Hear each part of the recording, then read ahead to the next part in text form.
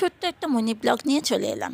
সকালবেলা স্নান টান করে চলে গেছিলাম ছাদে, ঠাকুরের বাসন মেজে একটু বসেছিলাম। হালকা রোদ্দুর ছিল, একটু বসে তারপর গাছগুলো আছে, গাছগুলোকে একটু জল টল দিয়ে আসি সকালবেলা।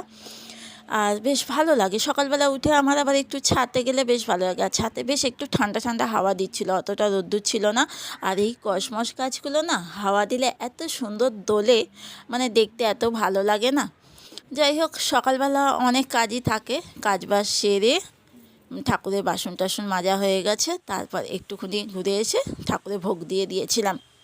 ঠাকুরকে বৃহস্পতিবার পুজো দিতে একটু সময় লাগে। পুজো টুজো দেওয়া কমপ্লিট, এবার রান্নাঘরে চলে যাব। আজকে খুব পছন্দের রান্নাগুলো করছি, মানে একদম কষা কষা আলুর দম, কড়াইশুঁটি দিয়ে, নিরামিষ, সবই নিরামিষ রান্না। বৃহস্পতিবার আমাদের বাড়িতে নিরামিষ রান্না হয়।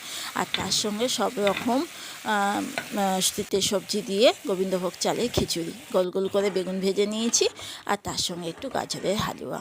কেমন লাগলো আজকে মিনি ব্লগটা অবশ্যই কিন্তু জানিও। আর আজকে আমার পছন্দের খাবারগুলো বানিয়েছি নিরামিষ মেনুতে।